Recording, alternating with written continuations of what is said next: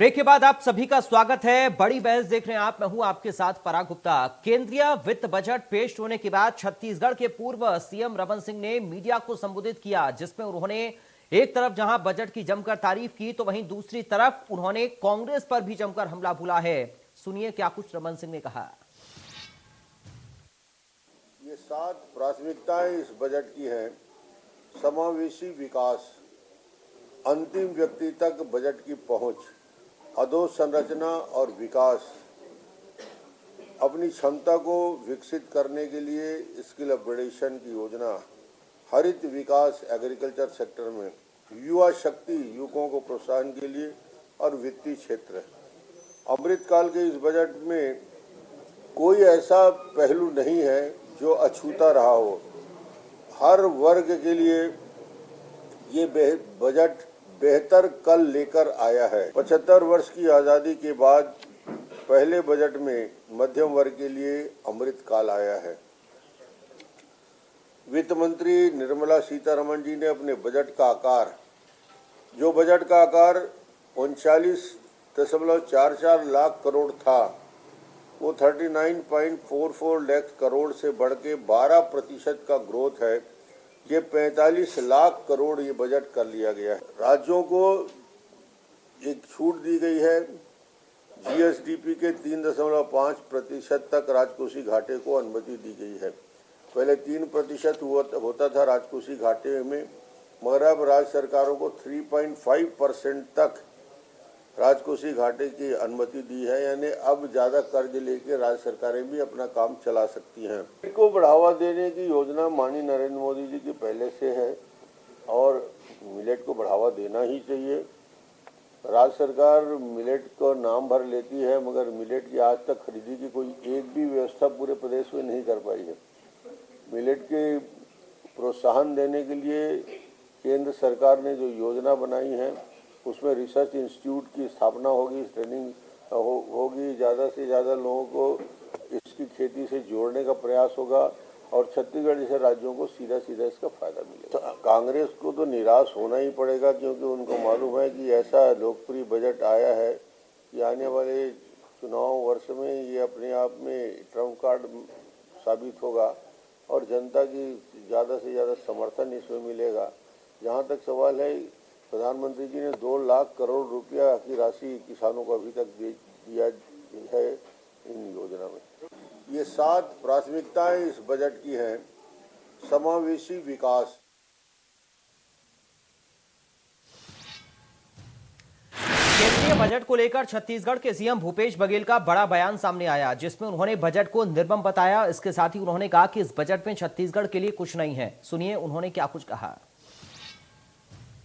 छत्तीसगढ़ के लिए भी हम लोग उम्मीद कर रहे थे कि अंबिकापुर से जो ट्रेन चलने वाली थी वो आएगा, जगदलपुर ट्रेन के लिए कोई व्यवस्था होगी। इसमें इस प्रकार की कोई व्यवस्था नहीं है। महंगाई और बेरोजगारी को कम करने की कोई व्यवस्था नहीं है। कैसे नए लोगों को रोजगार मिलेगा, इसमें कुछ नहीं है। और जितने भी खाद्य सामग्री है वो महंगी हो गया है। एक चीज़ और, जो श्री अन्न की बात उन्होंने कही, जिसमें कोदो, कुटकी, सामा तक की बात कही गई है, लेकिन उसकी एमएसपी आज तक भारत सरकार ने घोषित नहीं की है। और दूसरी बात यह है कि समर्थन मूल्य खरीदने की भी कोई बात किसानों के लिए नहीं की गई है। तो एक निराशाजनक बजट कहा जा सकता है। छत्तीसगढ़ के लिए भी हम लोग उम्मीद कर रहे थे कि अंबिकापुर से जो ट्रेन चलने वाली।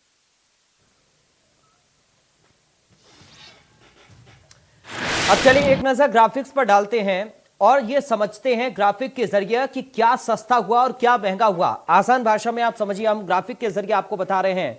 तो देखिए, चाइनीज खिलौना महंगा हुआ है और मोबाइल सस्ता हो गया है। इसके साथ ही विदेशी इलेक्ट्रॉनिक चिमनी महंगी हो गई है, चांदी के गहने बर्तन महंगे हो गए हैं और एलईडी टीवी सस्ती हुई है। सिगरेट के दाम बढ़े तो साइकिल के दाम सस्ते हुए हैं। ये बता रहे हैं आपको क्या सस्ता क्या महंगा। ये ग्राफिक के जरिए आसान भाषा में आप समझ लीजिए। चाइनीज खिलौना महंगा तो बाइक सस्ती हुई है, विदेशी इलेक्ट्रॉनिक चिमनी महंगी तो कैमरा और लेंस सस्ते, चांदी के गहने बर्तन महंगे तो एलईडी टीवी सस्ती हुई है। इसके साथ ही सिगरेट के दाम बढ़े तो साइकिल के दाम कम हुए हैं। युवाओं के लिए क्या घोषणा की गई है, यह भी आसान भाषा में आप समझिए। 47 लाख युवाओं को सपोर्ट देने के लिए प्रावधान किया गया है इस बजट में। यह युवाओं के लिए घोषणा है। Pan India national apprenticeship scheme शुरू की जाएगी। Pan India national apprenticeship scheme के तहत 3 साल तक स्टाइपेंड या फिर भत्ता इसका प्रावधान किया गया है। साथ ही unified skill India digital programme के तहत स्किल इंडिया सेंटर भी खोले जाएंगे। युवाओं के लिए प्रावधान इस बजट में किया गया है। युवाओं पर क्या फोकस रहा ये आप समझिए इस ग्राफिक में। अलग अलग राज्यों में 30 स्किल इंडिया सेंटर खोले जाएंगे। इसके साथ ही पीएम कौशल विकास योजना 4.0 लॉन्च की जाएगी और इसके तहत युवाओं का स्किल डेवलपमेंट होगा। पीएम कौशल विकास योजना 4.0 के जरिए ये युवाओं के लिए सौगात है। ऑन जॉब ट्रेनिंग भी मिलेगी। तो पीएम कौशल विकास जो योजना है, ऑन जॉब ट्रेनिंग इसके तहत मिलेगी। स्किल डेवलपमेंट के साथ आदिवासियों को रोजगार देना भी प्राथमिकता रहेगी। ये भी इस बजट में जिक्र किया गया है। 740 एकलव्य स्कूलों के लिए 38,800 टीचर्स की भर्ती होगी और सपोर्ट स्टाफ की भी भर्ती की जाएगी। युवाओं के लिए ये रोजगार के लिहाज से घोषणा की गई है इस बजट में। स्टूडेंट्स के लिए नेशनल डिजिटल लाइब्रेरी खोली जाएंगी। ये स्टूडेंट के लिए सौगात 157 नए नर्सिंग कॉलेज खोले जाएंगे। 157 नए नर्सिंग कॉलेज खोलने का प्रावधान भी इस बजट में रखा गया है, जिसमें टीचिंग और सपोर्टिंग स्टाफ की भर्ती की जानी है। तो ये युवाओं के लिए रोजगार से जुड़ा प्रावधान है और खेती से जुड़े स्टार्टअप शुरू करने वालों को भी मदद दी जाएगी। कृषि सेक्टर की अगर हम बात करें, युवाओं के लिए बनेगा एग्रीकल्चर एक्सेलेटर फंड। मत्स्य संपदा की नई सब स्कीम में 6,000 करोड़ का इन्वेस्टमेंट से नए रोजगार आप अपना शुरू कर सकते हैं। तो अलग अलग सेक्टर्स के लिए क्या कुछ प्रावधान किया गया है ये आपको ग्राफिक के जरिए हम बता रहे हैं।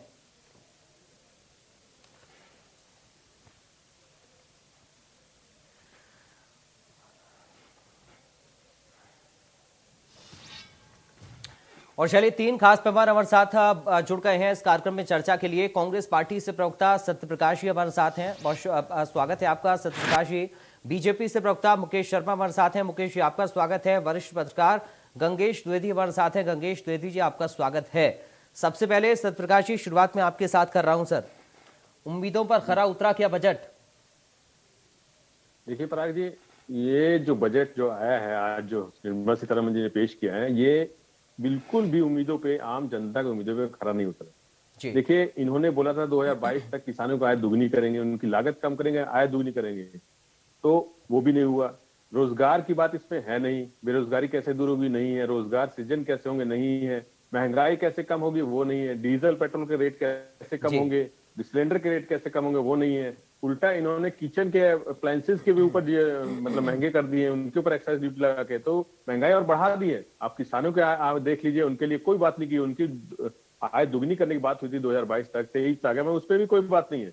युवाओं के लिए उस पर कोई बात, 2 करोड़ रोजगार की बात थी, चलिए ठीक है, आपने रोजगार नहीं दिया, मगर आप जो आखिरी बजट है उसके तहत आप ये तो दिखा सकते थे कि रोजगार कैसे पैदा होंगे, रोजगार सृजन कैसे होंगे आने वाले समय युवाओं के लिए, तो वो भी इसमें नहीं है। बजट है ये सिर्फ एक झुंझुना दिया गया है, कौशल विकास के नाम पर युवाओं का झुंझुना पकड़ाया गया, तो इसमें कुछ भी ऐसा नया नहीं है। और मैं बल्कि छत्तीसगढ़ सरकार की जरूर तारीफ करना चाहूंगा कि केंद्र सरकार अब छत्तीसगढ़ सरकार के कार्यों की सराहना कर रहा है। देखिए, मिलेट संस्था हमने यहाँ छत्तीसगढ़ में और पहले से चल रही है, उसके तहत वहां भी इन्होंने घोषणा की है, मगर उसमें भी एक हेरा फेरी की है कि समर्थन मूल्य उन्होंने अभी तक नहीं बताया।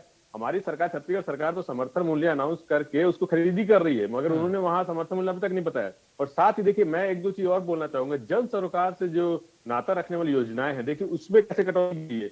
मनरेगा के अंदर करीब पहले 73,000 करोड़ पिछले बजट में थे, उससे पिछले में तो और 1,11,000 करोड़ था, फिर 73,000 करोड़ था, इस बार उसमें 60,000 करोड़ किया गया। ठीक है, चलिए सत्यप्रकाश जी का भी फ्रेम चला गया है। उन्होंने जो बातें कही उन पर आगे हम चलते हैं, थोड़ा सा और आगे बढ़ते हुए दोबारा उनके साथ हम कनेक्ट होंगे। मुकेश शर्मा जी आपके पास सर मैं आ रहा हूं। विकास वाला बजट युवाओं के लिए, महिलाओं के लिए, किसानों के लिए, बुजुर्गों के लिए, एमएसएमई के लिए, व्यापारियों के लिए, नौकरी पेशा के लिए हर सेक्टर के लिए कुछ ना कुछ इसमें है। लगातार हम सुबह से रिएक्शंस आप लोगों के सुन भी रहे हैं, सरकार के मंत्रियों के सामने आ रहे हैं, विपक्ष भी रिएक्शन इस पर दे रहा है। लेकिन फिर भी अगर हर सेक्टर को, हर वर्ग को छूने की कोशिश की गई है, फिर भी नाउम्मीदी क्यों विपक्ष को नजर आ रही है सर इस बजट में? मुकेश जी। आलोचना करना है ये धारणा बना के बैठे हैं और उनका धर्म भी है। विपक्ष के लोग तो आलोचना करेंगे, लेकिन ये बात वो भी समझ रहे हैं कि इस बजट के अंदर में चाहे वो मध्यम वर्ग के लोग हों, नौकरी पेशा लोग हैं, युवा वर्ग के लोग हैं, हर किसी के लिए कुछ न कुछ है। और ये इसमें जो सबसे अच्छा बात है, जिसको सबसे अधिक लोगों ने अप्रिशिएट किया है, कि ये जो मध्यम वर्गीय जो जिनको सैलरी मिलता है, सैलरी लोग हैं, तो उनको बड़ा लाभ हुआ है और उनकी संख्या बहुत बड़ी है। करदाता जो है वो 6 करोड़ के लगभग है, उसमें से 60% से अधिक लोग इसी श्रेणी में आते हैं और उनको सीधा लाभ हुआ है। 5 लाख से आयकर की सीमा को जब 7 लाख किया गया है, तो और भी दूसरे क्षेत्र के अंदर में भी सभी लोगों को तो समावेशी बजट हो, इसका ध्यान रखा गया है। संतुलन का ध्यान रखा गया है। अमृत काल में इसको अमृत काल के आत्मा के रूप में 7 सप्तऋषि बजट इसको कहा गया, जिसमें समावेशी, वंचितों को वरीयता, बुनियादी ढांचे का विकास, क्षमता में विस्तार, हरित विकास, युवा शक्ति का विकास, वित्तीय क्षेत्र को लेकर विकास, सब बातों को बहुत गंभीरता से लिया गया है। और ये बजट पूरी तरीके से संतुलित बजट है और सभी वर्गों को लिया गया है। इसमें महंगाई दर भी नीचे आया है, बेरोजगारी दर के आंकड़े देखेंगे तो वो भी नीचे आया है। भारत दुनिया के सबसे तेजी से आगे बढ़ने वाली अर्थव्यवस्था है। अब $5 ट्रिलियन की अर्थव्यवस्था बनाने की हमारे प्रधानमंत्री जी की योजना है। निश्चित रूप से उस दिशा में को ध्यान में रखकर और सभी लोगों को, सभी वर्ग को ध्यान में रखकर बनाया गया बजट है। ठीक है सर, मैं गंगेश जी के पास अब चलता हूं। गंगेश द्विवेदी जी, कैसे सर देख रहे हैं इस बजट को आप? उसके बाद में आ रहा हूं सत्यप्रकाश जी आपके पास।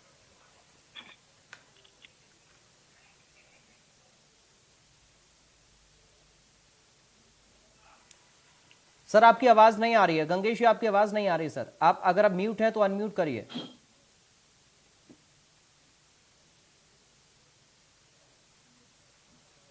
नहीं सर, आपकी आवाज नहीं आ रही है। अगर आप म्यूट है तो अनम्यूट करके देखिए एक बार सर, कोशिश करिए अगर हो पाए तो। जी जी जी सर, आवाज जी जी आपकी आवाज आ रही है सर, अब आ रही है आवाज। जी हाँ, मैं ये बोल रहा था सर कि अभी ये जो है मध्यम वर्ग के लिए बहुत ही राहत भरी बजट है। इसलिए है क्योंकि इन्होंने 5 लाख से बढ़ा के 7 लाख का प्रस्तावित किया है जी। इनकम टैक्स का दायरा बढ़ाया, वहीं व्यापारी वर्ग को भी राहत पहुंचाया है, क्योंकि वहाँ जो 42% तक का जो स्लैब था उसको 35% के रूप में तक घटाने की बात हुई है।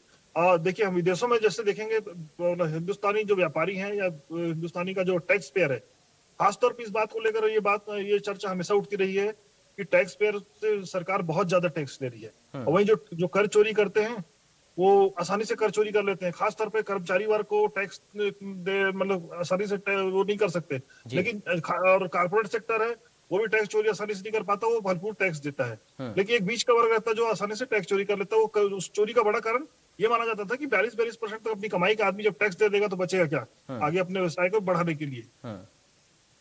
ठीक है सर। सत्यप्रकाश जी, एक बार फिर से आपके पास आते हुए, आपकी बात भी अधूरी रह गई थी और इसके साथ ही कृषि को लेकर हम बात करें तो उसके लिए भी एक अलग से युवा अगर उसमें स्टार्टअप करना चाहते हैं तो फंड का प्रावधान किया गया है, एग्रीकल्चर एक्सीलरेटर फंड। इसके साथ ही महिलाओं के लिए सेविंग स्कीम की व्यवस्था की गई है और बाकी एमएसएमई को लेकर भी, जो लोग महामारी से प्रभावित हुए एमएसएमई सेक्टर के, उनको लेकर भी प्रावधान। तो उसके बावजूद भी और क्या आपको लगता है कि इसमें होना चाहिए था जो करने की कोशिश की गई या फिर हो नहीं पाया, या फिर आपको लगता है कि अगर घोषणाएं की गई हैं तो क्या धरातल पर उतर पाएंगी, नहीं उतर पाएंगी? क्योंकि एक शब्द बार बार सुनने को आ रहा है कि ये चुनावी घोषणा पत्र है बीजेपी का। जी, लेकिन निश्चित तौर पर 2023 में 5 बड़े राज्यों में चुनाव है, उसका 2024 में केंद्र का चुनाव है। तो ये 2 चुनाव को ध्यान में रखते हुए, और जो 5 राज्य हैं बड़े बड़े राज्य हैं जो काफी अगले चुनाव को भी डिसाइड करते हैं, एक तरह से कहना चाहिए प्री लोकसभा चुनाव है, एक तरह से कहना चाहिए ना। तो इसलिए इस बजट को खासतौर पे इस हिसाब से किया गया है। लेकिन देखिए, बेरोजगारी को लेकर बहुत ज्यादा इसमें नहीं दिख रहा है। ये खासतौर पर मोदी जी की सरकार बेरोजगारी को लेकर शुरू से आलोचना शिकार रही है। पिछले शासनकाल में भी उन्होंने 2 करोड़ रोजगार सृजन की बात कही थी, लेकिन वो 5 साल में पूरा नहीं हो पाया था। इस बार के बजट में मुझे अभी तक ऐसा कुछ बड़ा प्रावधान उस पर दिख नहीं रहा है। हालांकि देखिए, स्टार्टअप वगैरह का इन्होंने बहुत अच्छा आंकड़ा पेश किया था मैडम ने, तो स्टार्टअप में काफी कुछ प्रोग्रेस हुआ है। नए उद्योगपति, अच्छे पढ़े लिखे वर्ग के जो लोग स्टार्टअप में जा रहे हैं, खुद के स्वरोजगार की दिशा में जो प्रयास हो रहे हैं, वो काफी अच्छे हैं। लेकिन नौकरियां उस हिसाब से सृजन नहीं हो पा रही हैं, मुझे ऐसा लगता है इस बजट में, जो होनी चाहिए। ठीक है, ठीक है, ठीक है। मुकेश जी, रोजगार को लेकर और महंगाई को लेकर ये 2 बड़े मुद्दे इस वक्त देश के अंदर जो विपक्ष उठा रहा है। लगातार ये कहा जा रहा है कि आपकी जो बेरोजगारी दर है वो भी बढ़ती जा रही है। हालांकि अभी जो आर्थिक सर्वेक्षण पेश किया गया उसमें बेरोजगारी दर कम हुई पिछले साल के मुकाबले, लेकिन ये पिछले कुछ सालों की अपेक्षा अगर हम देखें तो काफी ज्यादा बढ़ गई है। महंगाई को लेकर लगातार आपको घेरा जा रहा है और ये कहा जा रहा है कि महंगाई को कंट्रोल करने के लिए आप नाकाम साबित हो रहे हैं। जो बजट में घोषणाएं की गई हैं, क्या वो धरातल पर उतर पाएंगी? एग्जीक्यूट आप उनको कर पाएंगे? इंप्लीमेंट उन पर हो पाएगा, नहीं हो पाएगा? इसको लेकर संशय लगातार बरकरार है। और ये जो बजट है, ये चुनावी बजट है। क्या इन बातों में दम आपको नजर आता है, या फिर आप जो कह रहे हैं कि हमने जो घोषणा की है वाकई उनका लाभ जनता तक पहुंच पाएगा? मुकेश जी। और महंगाई दर की बात करूं तो जनवरी 2022 में 6.01% था जी। दिसंबर में जरूर, अप्रैल में जरूर बढ़ के वो 7.79% हुआ। और आज के का आप देखें, दिसंबर में वो 5.72% आ गया। तो कहीं ना कहीं महंगाई को भी कंट्रोल में किया जा रहा है और महंगाई दर भी नीचे आ रहा है। बेरोजगारी दर की भी बात करें तो 2019 में जहां 8.3% था, आज वो 7.2% पे आ गया है।